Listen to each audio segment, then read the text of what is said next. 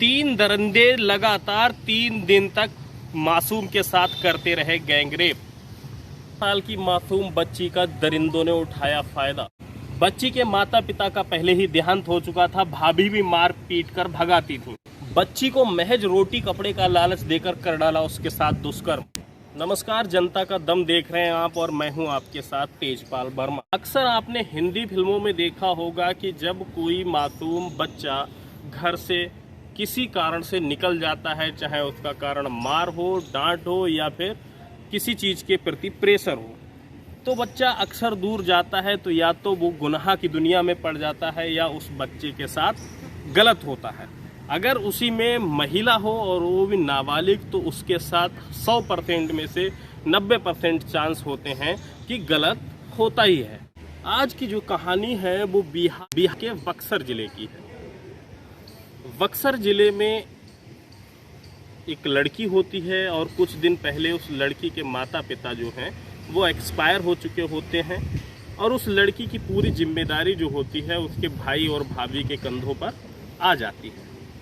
ये घटना मार्च और अप्रैल की है। 24 अप्रैल 2023 में बच्ची अपनी भाभी से बहुत ज़्यादा परेशान हो जाती है, क्योंकि भाभी जो होती हैं अक्सर बात बात में बच्ची को मारती हैं और बच्ची को ये सब बुरा लगता है, क्योंकि उसकी उम्र लगभग 14 साल हो चुकी होती है। उसका एक भाई होता है, वो भी जब भाभी के द्वारा बच्ची को प्रताड़ित किया जाता है तो उससे कुछ नहीं कह पाता और वो बेबस होता है, क्योंकि शायद वो कहीं ना कहीं अपनी पत्नी के दबाव में होता है। उस बच्ची के माता पिता नहीं होते हैं। इस बात को जानते हुए भी भाभी के द्वारा जब उससे लगातार अपमानित शब्द कहे जाते हैं, उसे मारा जाता है। इससे परेशान होकर 25 तारीख को ये जो बक्सर ज़िले की रहने वाली लड़की अपने बक्सर ज़िले के रेलवे स्टेशन से बैठ जाती है और गोरखपुर पहुंच जाती है। जब ये 25 तारीख को गोरखपुर पहुंच जाती है, रात्रि में ये पूरी रात गोरखपुर के पुलिस स्टेशन पे रुकती है, पूरी रात अपनी वहीं पर व्यतीत करती है। दिनांक 26 तारीख आ जाता है। 26 अप्रैल 2023 को इनको एक राजू हुसैन नाम का लड़का मिलता है। राजू हुसैन उसी स्टेशन से और गोरखपुर के तरफ ई रिक्शा का चालक होता है। वहाँ अक्सर आपने देखा होगा जो रिक्शा चालक होते हैं वो भीड़ भाड़ वाली एरिया में, चाहे वो रेलवे स्टेशन हो या बस स्टैंड हो, ऐसी जगहों पर ज़्यादा रिक्शा चलाते हैं। ये राजू हुसैन भी ऐसा ही होता है। ये अक्सर रेलवे स्टेशन पे जाता है और रिक्शा चलाने का काम करता है, क्योंकि अक्सर वहाँ यात्री ज़्यादा आते हैं। इस राजू हुसैन की निगाह उस बच्ची पे पड़ती है और वो बच्ची इसको अपनी बेबसी बताती है। जैसे ही राजू उस बच्ची की बेबसी को सुनता है, यकीन मानना जैसा व्यक्ति होता है तुरंत उसके अंदर वैसी ही भावनाएं उत्पन्न हो जाती हैं। अगर आप परोपकारी हैं तो परोपकार की भावना आपके अंदर उत्पन्न होगी, और आप अगर नीच टाइप के व्यक्ति हैं तो नीच वाली भावना जो है आपके अंदर उत्पन्न हो जाएगी। यहाँ पर भी ऐसा ही होता है। ये जो राजू हुसैन नाम का मुस्लिम व्यक्ति होता है, इसके अंदर वो भावना उस जो बच्ची को लेकर होती हैं, जो गलत भावनाएं उत्तेजित हो जाती हैं। और ये उस बच्ची से कहता है कि आप बिल्कुल चिंता मत करें, मेरे साथ चलें, मैं आपको खाना भी दूंगा, कपड़े भी दूंगा और रहने के लिए जगह भी दूंगा। बेसहारा बच्ची जो इन्हीं चीज़ों की तलाश में घर से निकली कि उसको शायद चैन से रोटी, कपड़ा और मकान मिल सकेगा, वो कहीं काम करके अपना जीवन यापन कर लेगी और कोई व्यक्ति उसको वही ऑफर कर दे तो वो खुश हो जाती है। बच्ची यहाँ भी ऐसा ही करती है, बहुत प्रसन्न होती है और उसके ई रिक्शा में बैठकर उसके साथ जाने के लिए तैयार हो जाती है। इधर जो राजू हुसैन होता है, इसका एक मित्र होता है जिसका नाम होता है कृष्णा। कृष्णा बाहर जिले का रहने वाला होता है, लेकिन वहाँ गोरखपुर में किसी काम के चलते वो रह रहा होता है और ये उसके आवास पर उस लड़की को ले जाता है। जैसे ही राजू हुसैन उस मासूम 14 साल की बच्ची को लेकर कृष्णा के कमरे पे पहुंचता है तो सबसे पहले तो उसे बैठाया जाता है। बैठाने के बाद में उसको खाना वगैरह दिया जाता है। इसके बाद में उस मासूम 14 साल की बच्ची के साथ राजू हुसैन और कृष्णा नाम का दोनों ये जो आपस के मित्र होते हैं मिलकर दुराचार करते हैं, उसके साथ शारीरिक शोषण करते हैं, उसके साथ जघन्य अपराध जो है उसको अंजाम देते हैं। इसके बाद ये उस लड़की को बंधक बना देते हैं और वो लड़की लगातार रोती बिलखती इनके आगे गिड़गिड़ाती है, हाथ जोड़ती है, रहम की भीख मांगती है।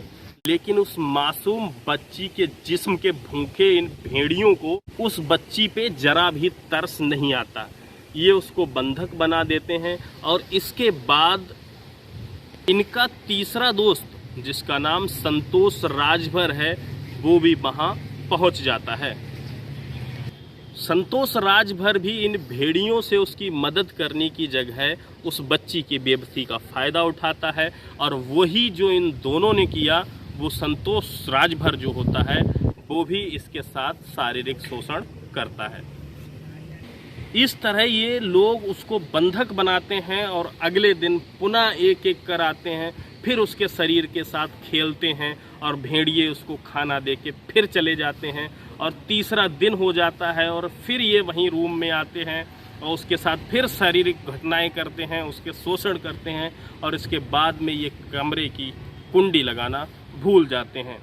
तीसरा दिन हो चुका होता है, ये उसके साथ शारीरिक शोषण करने के बाद में जैसे ही कमरे से बाहर जाते हैं कुंडी लगाना भूल जाते हैं।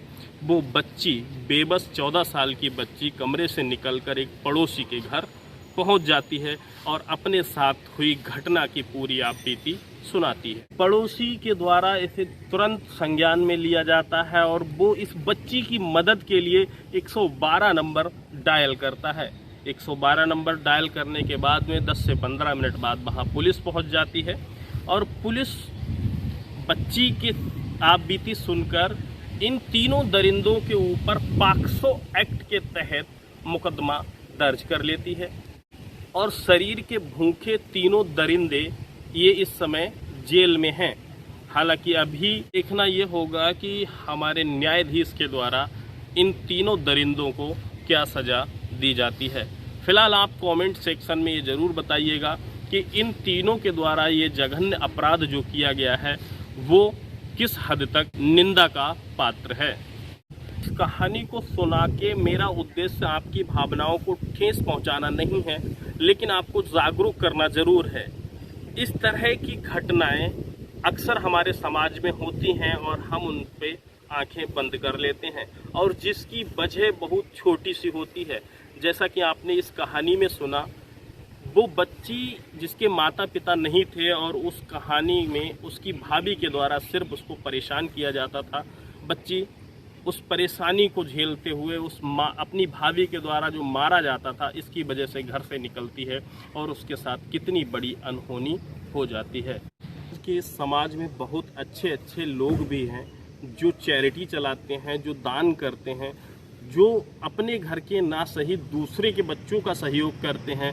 तो आपको एक इतनी सी सलाह है कि कम से कम दूसरों के घरों के बच्चों का अगर आप सहयोग नहीं कर सकते तो अपने घर के बच्चों के साथ तो इस तरह का सलूक बिल्कुल ना करें। आपने हमारी कहानी को देखा, सुना, उसके लिए आपका हृदय से धन्यवाद।